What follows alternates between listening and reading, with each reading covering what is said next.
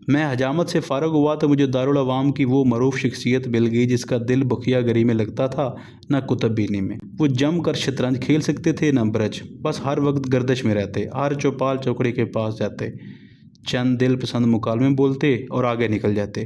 آئیے ان کی ایک جھلک آپ بھی دیکھیے۔ یہ صاحب ملٹری ہسٹری کے طالب علم کے پاس سے گزرتے ہوئے کہتے، پارٹنر، رومیل کی کیا بات ہے؟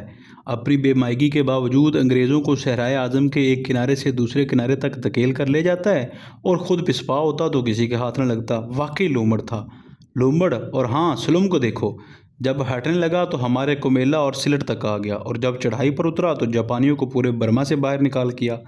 اور مین سٹین گن کو دیکھو، فتح فرانس کا کیا خوبصورت نسخہ تیار کیا، دکھایا دایاں اور مارا بایاں، اور فرانس کو چت کر دیا۔ یار ایسی چالیں بھی سیکھنی چاہیے، کیا خیال ہے؟ وہ اپنے سوال کے جواب میں قطعی دلچسپی نہ لیتے، بس اپنی کہہ کر آگے چل دیتے۔ مسجد کے پاس سے گزر رہے تو رک کر کہنے لگے، پارٹنر، بہت تفسیریں پڑھتے رہتے ہو، یہ تو بتاؤ کہ ہمیں نماز قصر پڑھنی چاہیے یا پوری؟ اچھا چھوڑو، یہ مسئلہ تو پاکستان اور بھارت کے علماء سے متفقہ طور پر بھی حل نہ ہو سکا، تم کیا حل کرو گے؟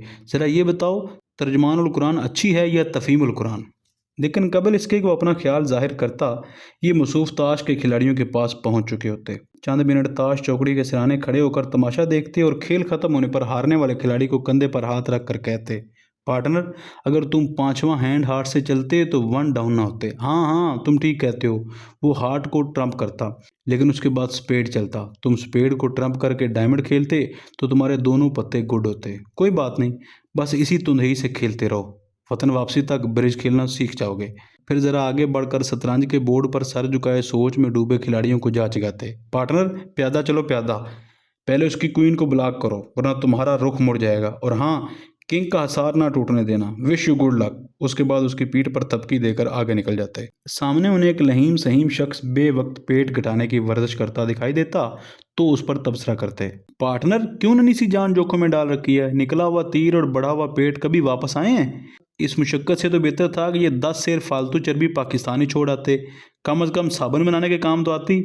باہر کی مصروفیات سے فارغ ہو کر اب آپ بیرک کے اندر تشریف لے جاتے تو بستر پر لیٹ کر ناول پڑھنے والے کو مشورہ دیتے، پارٹنر، لیٹ کر پڑھنے سے بنائی کمزور ہو جاتی ہے، ادھر پہلے ہی حیاتین کی کمی ہے، اور پیپر بیک ناولوں کا پرنٹ بھی بہت باریک ہوتا ہے۔ بھلا کون سا ناول پڑھ رہے ہو آج کل؟ یوں باتیں کرتے کرتے ان کی نظر ایک بخیا دیڑا ایک بخیا سیاہ کی مشق کرنے والے صاحب پر پڑتی تو ادھر مڑ جاتے، اس کے پاس جا کر ایک ٹانگ چارپائی کی پٹی پر رکھ کر کہتے، پارٹنر، سرکاری تولیوں سے تم نے بڑا خوبصورت تھیلا بنایا ہے، اس میں کیا رکھو گے؟ گفٹ پارسل کرنے والے کپڑے نا؟ اچھا آئیڈیا ہے۔ اور ہاں پارٹنر، یہ لو رومال، اور مجھے بھی اسی جیسی ایک ٹوپی بنا دو، نماز پڑھتے وقت رومال سر سے سرک جاتا ہے، ثواب کماؤ مفت میں، پارٹنر، ثواب۔ اس تبصرہ میز گشت کے دوران اگر کوئی انہیں بیٹھنے کی دعوت دیتا تو کہتے، نہیں پارٹنر، میں چلتا ہوں، تمہیں ڈسٹرب نہیں کرنا چاہتا۔ آخر ایک دن اس ہنسی کھیلتی دنیا پر پانی پھر گیا، موسم برسات کے آیا، ہر طرف پانی ہی پانی ہو گیا۔ ہم نے لاہور، مری، پنڈی اور ایبٹ آباد جیسے شریفانہ شہروں میں کئی بار بارشیں ہوتی دیکھی تھیں، لیکن آگرے جیسے مناظر کبھی نہیں دیکھے تھے۔ باہر تو پتہ نہیں کیا حال، جیل کے اندر یہ حالت تھی کہ بیرکوں کے اندر چھوٹے چھوٹے اور باہر بڑے بڑے جوہڑ اور تالاب بن گئے، بال برابر جگہ خشک نہ رہی۔ بیرک سے باورچی خانے تک جانا ہو یا غسل خانے تک، بس ننگے پاؤں پانی میں شپ شپ کرتے جائیے۔ بیرک کے اندر رنگین بارش ہوتی، کمر خمیدہ چھت پر پرانی سرخی مائل اینٹیں جڑی ہوئی تھیں، پانی ان سے رس رس کر نیچے گرتا اور جس کپڑے یا فرد پر پڑتا اسے لہو لہان کر دیتا۔ کئی بار ہم نے ٹپکے سے بچنے کے لیے چارپائی کے نیچے سونا چاہا، لیکن وہاں کا کچا فرش پہلے ہی دلدل بن چکا تھا۔ موسم برشگال میں اردلیوں کا برا حال تھا، گرمیوں میں وہ جلی سڑی زمین کے سینے سے سینہ لگائے رہتے، بارش نے اسے بھی شرابور کر دیا۔ اب 6 بائی 9 فٹ کی ایک کوٹڑی میں 7 7 8 8 بند رہتے تھے۔ جب تک بارش ہوتی رہتی صورتحال قابل برداشت رہتی، لیکن جوں ہی بارش تھمتی ہوا رک جاتی اور حبس کا دور شروع ہو جاتا۔ ان تنگ و تاریک کوٹڑیوں میں سونا تو درکنار سانس لینا بھی دوبھر ہو جاتا۔ ہم نے لڑ بڑھ کر کیمپ کمانڈر سے یہ اجازت حاصل کر لی کہ جب بارش نہ ہو یہ باہر سو سکتے ہیں، لیکن اس سے کوئی افاقہ نہ ہوا۔ بیچارے جس روز مطلع صاف دیکھ کر باہر زمین پر کمبل بچھاتے، اسی رات بارش ایک بلائے ناگہانی بن کر نازل ہوتی، اور جب تک یہ چیخ چلا کر سنتری کو بلاتے، گارڈ کمانڈر آتا، کوٹڑیوں کا دروازہ کھلتا، یہ بارش زدہ افراد اپنے اپنے کمبل سمیت بھیگ چکے ہوتے۔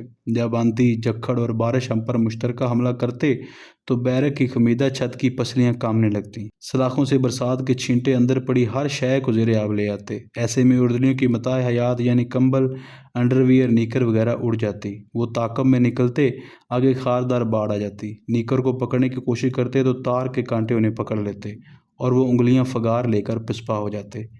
قفس کا ماحول کچھ بارش سے گیلا گیلا تھا، کچھ اسیری کی وجہ سے گٹا گٹا سا تھا۔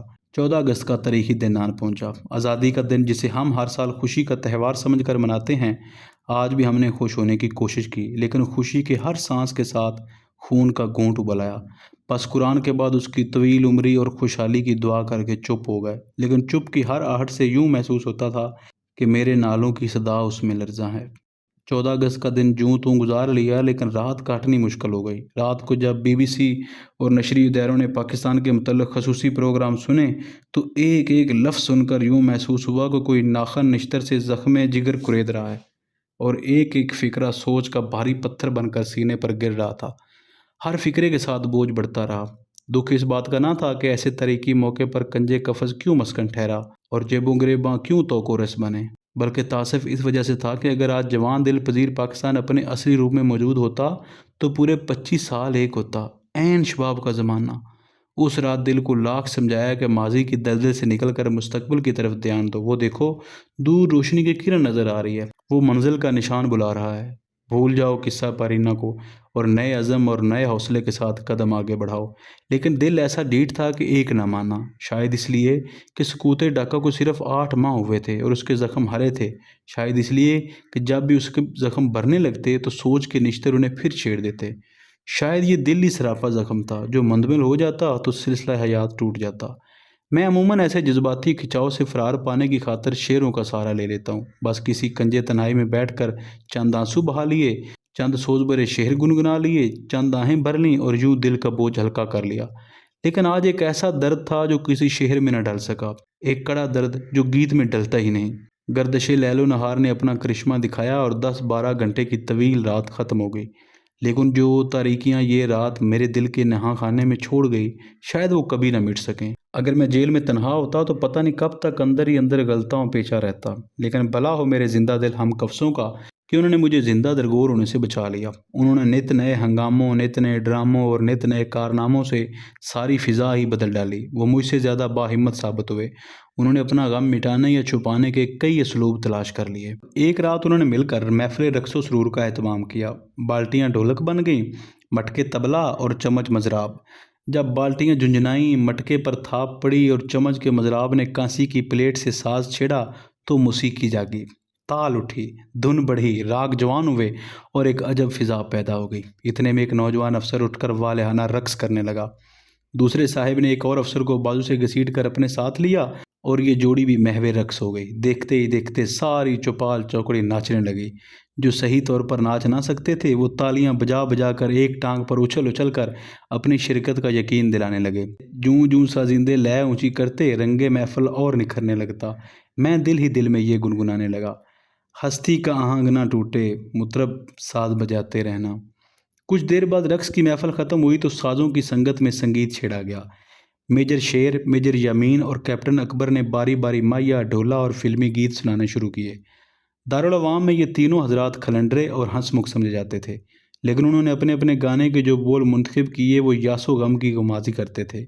یوں معلوم ہوتا تھا کہ گانے کے بول نہیں بلکہ درد کے ٹانکے ہیں اور ایک ایک بول سے ایک ایک ٹانکا ٹوٹ رہا ہے۔ مسرت و انصبات کی اس محفل میں درد بھرے گیت سن کر دل پسیج گیا۔ گانے کے اختتام پر مجھ سے غزل سنانے کی فرمائش کی گئی۔ میں نے 2-1 بار معذرت کی، لیکن یار کہاں پیچھا چھوڑنے والے تھے۔ ان کا اصرار بڑھا تو میں نے ناصر کاظمی مرحوم کی غزل کے یہ شعر حاضرین کی نظر کیے۔ اب شہر میں اس کا بدل ہی نہیں، کوئی ویسا جانے غزل ہی نہیں۔ ایوان غزل میں لفظوں کے گلدان سجاؤں کس کے لیے؟ مدت سے کوئی آیا نہ گیا، سنسان پڑی ہے گھر کی فضا۔ ان خالی کمروں میں ناصر اب شمع جلاؤں کس کے لیے؟ خدا خدا کر کے موسم برسات ختم ہوا تو کیمپ کی بیرونی گہما گہمی بحال ہوئی۔ لوگ اپنے اپنے مشاغل میں مصروف ہو گئے۔ کوئی والی بال، کوئی بیڈمنٹن میں لگ گیا، کوئی کتابوں میں کھو گیا، کوئی بخیا گیری کے بہانے زندگی کے ٹانکے ادھیڑنے اور سینے میں مصروف ہو گیا۔ ایک دن میجر خالق نے خلاف توقع ذرا سنجیدہ لہجے میں مجھ سے کہا، تو مجھے اور میرے دوسرے ساتھیوں کو مثلاً فرق، خالد، عارف، یوسف، بہرام اور راٹھوڑ کو بانگ درا کا سبق دیا کرو۔ میں اس تجویز سے کچھ حیران اور کچھ پریشان ہوا۔ حیرانی کی وجہ یہ تھی کہ آخر ان پیشہ ور انجینئروں کو اچانک بانگ درا پڑھنے کی کیا سوجی، اور پریشانی اس بات کی تھی کہ میں خود اقبال کی خاک پر بھی نہیں پہنچ سکتا، ان کے کلام کی روح دوسروں تک کیسے پہنچاؤں گا۔ میجر خالق جو اس گروہ میں جسم کی ساخت اور فوج کی مدت ملازمت کے لحاظ سے سب سے سینئر تھے، تقریباً حکم کے انداز میں کہنے لگے، کچھ عرصہ ہوا تم نے یوم اقبال منانے کی تحریک کی تھی، تمہاری یہ خطا اس وقت تک معاف نہیں ہو سکتی جب تک ہمیں بھی کلام اقبال سے روشناس نہ کراؤ۔ رہا ہمارا ذوق و شوق تو اس کی دو وجہ ہیں، ایک اقبال ہمارے قومی شاعر ہیں، ان کی شاعری کا مطالعہ ازبز ضروری ہے، دوسرا جیل میں قرآن پاک پہلی مرتبہ پڑھا جا سکتا ہے تو کلام اقبال کا سبق کیوں نہیں لے سکتے۔ دوسری وجہ انہوں نے ذرا سرگوشی کے لہجے میں بتائی کہ میرا خیال ہے اقبال خشک فلسفی نہیں بلکہ زندہ دل رومانی شاعر ہے۔ میں نے اسی رازدارانہ فضا کو برقرار رکھتے ہوئے سرگوشی کے انداز میں پوچھا، آپ پر یہ انکشاف کب اور کیسے ہوا؟ وہ جواب میں بانگ درا اٹھا لائے اور فہرست مضامین کے حصہ دوم غزلیات میں ایک ایک عنوان پر انگلی رکھ کر کہنے لگے، ذرا دیکھو، محبت، حقیقت، حسن، حسن و عشق کی گود میں بلی دیکھ کر، وصال، سلمیٰ، عاشق ارجائی، جلوہ حسن، پیام عشق، فراق، کیوں ہیں نا سارے رومانی عنوان؟ بس شروع کر دو۔ چنانچہ جب باقی لوگ نماز عصر کے بعد کھیل کود میں وقت ضائع کرتے، ہم اقبال پڑھنے بیٹھ جاتے۔ غسل خانوں سے ذرا ہٹ کر ایک خاموش گوشہ کلاس روم کے طور پر منتخب کیا گیا، استاد کے لیے مونڈا اور کلاس کے لیے بینچ بچھائے گئے، اور ہم ایک غزل یومیہ کے حساب سے پڑھنے لگے۔ چاندی دن میں کلاس کی تعداد بڑھنے لگی اور مجھے اپنی مقبولیت کا احساس ہونے لگا، لیکن اے تارے فریب خوردہ، تو کس دام میں آ پھنسا۔ جلد ہی مجھ پر واہ ہوا کہ میجر خالق نے بہلا پھسلا کر اس کام میں مبتلا کیا ہے۔ انہوں نے محض میرا مذاق اڑانے کی خاطر اقبال سے اپنی ناکفیت کا ڈرامہ کھیلا تھا۔ دراصل وہ سب حضرات کلام اقبال کو مجھ سے بہتر سمجھتے تھے۔ مجھے اس کا علم کچھ یوں ہوا کہ کئی دفعہ کسی شعر کی استادانہ تشریح کر بیٹھا تو میجر خالق یا کلاس کا کوئی اور رکن نہایت شاگردانہ انداز میں ہاتھ ہلا کر کچھ کہنے کی اجازت طلب کرتا، اور جب میں استادانہ وقار کے ساتھ سر اسبات میں ہلا کر عرض مدعا کی اجازت دیتا تو وہ اسی شعر کے مرکزی خیال کے گہرے سمندر سے معافی کے ایسے در شہوار نکال کر لاتا کہ مجھے اپنے سطحی علم پر ندامت ہونے لگتی۔ دراصل سب حاضرین علامہ اقبال سے دیرینہ لگاؤ رکھتے تھے اور زندگی کے کسی نہ کسی حصے میں نہ صرف اقبال پڑھ چکے تھے بلکہ اس کے لفظی اور معنوی موازن کو حرز جان بنا چکے تھے۔ میں اس دام میں پھنس کر بہت پھڑپڑایا، لیکن میجر خالق ٹھہرے سینئر، حکم ہوا پڑھاؤ گے اور ضرور پڑھاؤ گے۔ جب تک کلام اقبال ختم نہیں ہوتا یا وطن واپسی نہیں ہوتی، جو بھی پہلے ہو، یہ سلسلہ جاری رہے گا۔ اس پر ستم یہ ہوا کہ ایک دن میجر سمیع نہا کر واپس آئے تو کہنے لگے، میں بھی کل سے بانگ درا والی کلاس میں شریک ہوں گا تاکہ ادھر ادھر وقت ضائع کرنے کی بجائے آپ کے علم سے استفادہ حاصل کر سکوں۔ میرا ماتھا ٹھنکا کہ یہ دوسرے میجر خالق ثابت ہوں گے، لیکن میں نے پسپا ہونے سے پہلے استادانہ رکھ رکھاؤ سے پوچھا، کلاس تو کئی روز سے جاری ہے، آپ کو اس میں شرکت کا اچانک خیال کیسے آیا؟ کہنے لگے، مجھے پتہ نہیں تھا کہ اقبال کی شاعری میں لڑکیوں کے خوبصورت نام ہیں۔ میں نے آج نہا کر آتے ہوئے آپ کو بانگ درا پڑھاتے دیکھا تو نگت، گلزار اور شمیم کے نام کانوں میں پڑے۔ معلوم ہوتا ہے اقبال تو بڑے باذوق آدمی تھے، آپ نے مجھے پہلے کیوں نہ بتایا؟ جلوہ طور میں جیسے ید بزائے کلیم، موجہ نگت گلزار میں گنچے کی شمیم۔ میں نے سوچا پہلے اقبال کے ماتھے سے رومانوی شاعری کا داغ دھونے کی خاطر میں نے اس میدان میں قدم رکھا تھا اور احساس جہالت کے بوجھ تلے پیسا جا رہا ہوں۔ اب میجر سمیع بھی کچھ ایسے ہی داؤ پیچ لڑ رہے ہیں، ضرور دال میں کچھ کالا ہے۔ بھئی توبہ ہی بھلی، میں اقبال پڑھانے سے رہا اور اگلے روز میں نے مزید تصحیح کا نشانہ بنے بغیر یہ استادی ختم کر دی۔ میری لکھائی پڑھائی کی خبر بھارتی حکام تک پہنچ گئی، اس لیے ان کی نظر عنایت مجھ پر بھی ہونے لگی۔ ایک دفعہ رات گئے کچھ لکھنے میں مصروف تھا کہ باقی حضرات محو خواب تھے۔ اتنے میں کیمپ کا کوارٹر ماسٹر مان سنگھ چیکنگ کے لیے آیا۔ اس نے کیج کے دروازے سے آواز دی، لائٹ آف کرو۔ میں نے کہا، لائٹ کا کنٹرول ادھر نہیں، تمہارے دفتر کے پاس ہے۔ اس نے کہا، ادھر آؤ۔ میں اس کے سامنے جا کھڑا ہوا تو اس کے منہ سے دیسی شراب کی بدبو آ رہی تھی۔ اس نے فیصلہ دیا، تم نے لائٹ آف نہ کی تو تمہارے بیرک سینئر کو کہوں گا کہ لائٹ آف کر دے۔ میں نے سوچا کہ جب سوئچ ادھر نہیں تو بیرک سینئر کیا کرے گا؟ اتنے میں کوارٹر گارڈ کی 12 گھنٹیوں نے 12 بجنے کا اعلان کر دیا۔ اب میں سمجھا کہ مان سنگھ کی قوم پر دن کے 12 بجے ہی نہیں، رات کے 12 بجے کا بھی اثر ہوتا ہے۔ شاید اگلے روز مان سنگھ نے کیمپ کمانڈر کو اپنی کارگزاری بتاتے ہوئے چغلی بھی کھائی ہو۔ اس نے رات گئے مجھے لکھتے ہوئے پکڑ لیا تھا، لیکن دوسرے تیسرے دن کرنل اپادھیائے آیا تو اس نے دوسروں سے باتیں کرتے ہوئے روئے سکھن میری طرف کیا اور پوچھا، سناؤ تمہاری کتاب کہاں تک پہنچی؟ बस तकरीबन मुकम्मल हो चुकी है। Good, very good. किधर है? मैंने शहादत की उंगली से अपनी खोपड़ी को छुआ और कहा, सारी किताब यहाँ महफूज है। तो गोया तुम लिख नहीं रहे? लिखूं क्यों, जब मुझे पता है कि तुम फ़ौरन उसे जब्त कर लोगे। वो किसियानी हंसते हुए उठा और कहते हुए चलता बना, तुम जीते मैं हारा। ओके। उपाध्याय के चले जाने के बाद एक साथी ने मुझसे पूछा, यार ये बताओ, किताब लिखने से नाशर को फ़ायदा ज़्यादा पहुंचता है या मुसन्नफ़ को? अर्ज़ किया, अमूमन मुसन्नफ़ घाटे में रहता है, लेकिन अगर मुसन्नफ़ मुसलमा हो तो नाशर पीछे पीछे फिरते हैं। उस पर मेरे साथी ने नहायत संजीदगी से कहा, ऐसी सूरत में तो बेहतर है कि आदमी किताब लिखने से पहले इस्टेब्लिश हो ले। मैंने उसके मशवरे को पल्ले बांधा और वतन पहुंचकर इस नुस्खा कीमिया को तमाम मुसन्निफीन की फलाह बहबूद के लिए आम करने का वादा किया। माह सयाम की आमद ने हमारे मामूलात में आप फ़र्क डाला। पहले तो केज सरे शाम बंद कर दिए जाते थे और तुलूए आफ्ताब के बाद खुलते थे। अब नमाज इशा और नमाज तरावी के बाद केज के आहनी दरवाजे पर कुफल डाला जाता और सहरी के लिए खोल दिया जाता। सहरी के एहतमाम के लिए हमने बेदरेह कूपन खर्च किए। मैस सेक्रेटरी को हमने फ़ी कस 30 की बजाय 40 रुपये जमा कराए। ठेकेदार और मेजर गुलाब सिंह को मजहबी अदाब का रोब देकर बाज़ार से बेहतर अशिया मंगवानी शुरू की। गोया माह रमज़ान की हस्बे मकदूर बहुत तवाज़े की। सहरी के बाद सब इकट्ठे होकर तिलावत करते, बाजमात नमाज पढ़ते और सुबह होने पर सारी रात इबादत करने वाले सो जाते और जिन्होंने उस मुबारक महीने में 4-5 कुरान को ख़त्म करने का तहिया किया होता वो तिलावत करने लगते। कई ऐसे भी थे जो रोज़े को ताश, शतरंज या कुतुब बीनी से बहलाना ज़रूरी समझते थे। इफ्तारी के लिए खजूरों और मशरूबात का तो नामो निशान न था। शाम के खाने ही को इफ्तारी का नेमुल बदल समझकर अजान होते ही खाना शुरू कर देते। कैदी का खाना भी कौन सा लंबा चौड़ा होता है, बस 2-3 चपातियाँ मरोड़ कर पेट में फेंकी, ऊपर से 2-3 गिलास पानी पिया, टोपी संभाली और नमाज के लिए सफ बस्ता हो गए।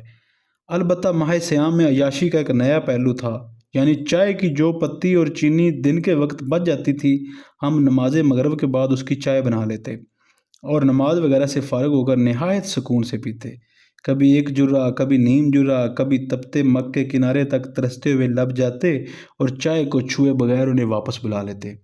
और जब ज़्यादा ऐशो इशरत के मूड में होते तो अपने अपने मग उठाए बाहर चांदनी रात में चांद को हमसबू बना लेते, बल्कि यूं कहिए कि बस चांदनी पीने लगते। जेल में यूं भी इबादत गुजारी एक मरगूब मशगला था, लेकिन माह सियाम में इस तरफ रुझान ज़्यादा हो गया। कई लोग सारी सारी रात इबादत करते रहते, कई अल्लाहू अल्लाहू का ना टूटने वाला सिलसिला जारी रखते और बाज़ दिल ही दिल में आयत करीमा का 1.25 लाख का विरद करते। गोया आयात इलाही के निगहबान आयात इलाही की तिलावत को अपनी इबादत की महराज समझने लगे। माह सयाम के आखिरी अशरे में बाज़ बारेश हजरात को इत्काफ़ बैठने की सूझी, यानी दयारे गैर की जेल के एक केज के अंदर भी इत्काफ़, लेकिन उसके लिए भी कैंप कमांडर की इजाज़त ज़रूरी थी ताकि इबादत की आड़ में कुंजे इत्काफ़ में सुरंग न खोद डाली जाए। इत्काफ़ में बैठने के लिए ऊंची नीची ज़मीन नरम करने के लिए रेत का बंदोबस्त किया गया। जब तक सरकारी ज़राए से इत्काफ़ बैठने की इजाज़त ना आई, ये रेत बैरक के अंदर पड़ी रही। एक दिन एक उकाबी आंख वाले संतरी ने यह रेत की ढेरी देखी तो जाकर गार्ड कमांडर को इतला कर दी, क्योंकि रेत और सुरंग का चोली दामन का साथ समझा जाता है। गार्ड कमांडर ने पहले खुद आकर मुआयना किया, संतरी को सुरंग की निशानदेही पर शाबाश दी और फिर अपने जीओसी को मुतला किया। उसने अपने अफसर को आगाह किया। चलते चलते बात एडजुटेंट और कमांडर तक पहुंची। एक सिख अफसर की सरपरस्ती में तफ्तीशी पार्टी आई।